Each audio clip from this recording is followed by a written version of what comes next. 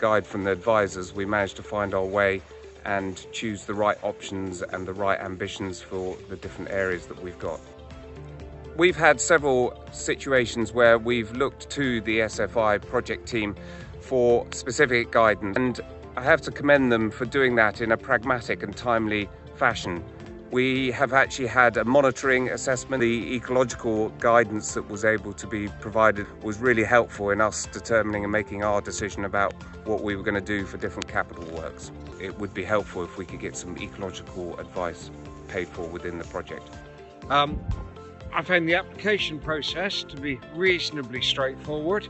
It wasn't as intuitive as it might have been, and rather lengthy guidance notes. It would be quite nice if they were a little more succinct.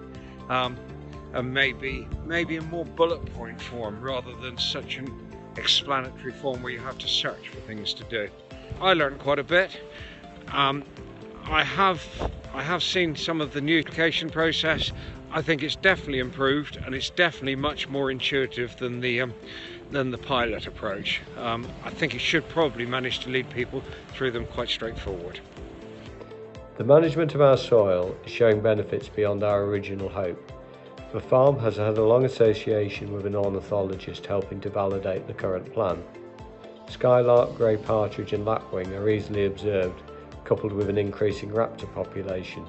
Having a template to manage a particular area of activity, which I think is guidance. They're there to help people actually understand and deliver that particular aspect.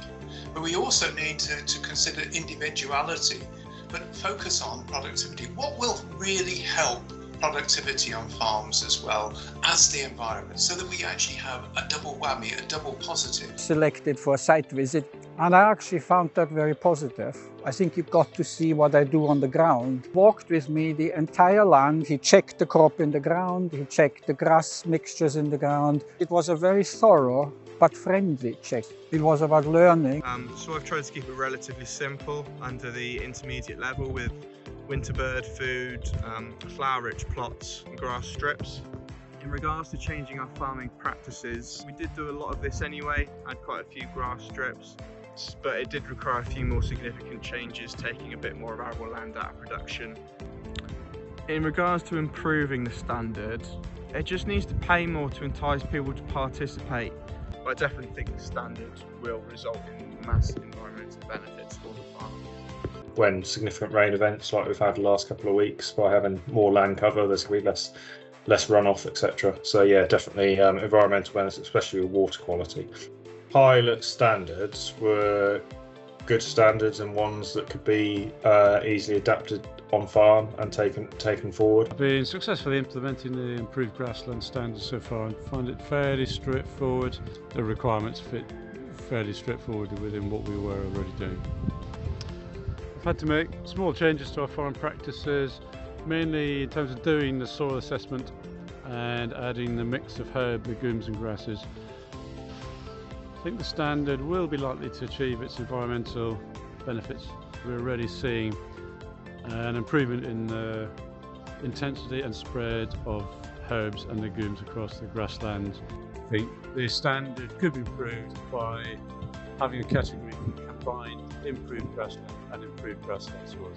I can't imagine I'm the only person who is taking part in both in exactly the same area, and finding it not terribly straightforward working out how to combine the different yet similar category requirements. I think the standard will be likely to achieve the intended environmental benefits, because I have noticed a decrease in algae build-up in watercourses, primarily due to less fertiliser and runoff leaching into the water strips due to the buffer strips. I think the standard could be improved by increasing the compensation given for the optional actions of establishing in-field grass blocks and increasing the payment for the advanced level.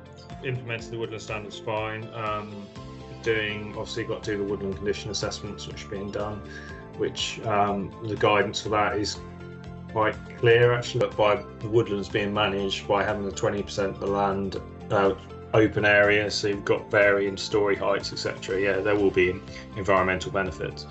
Only 50% of the hedges at Rock Farms Limited are trimmed each winter.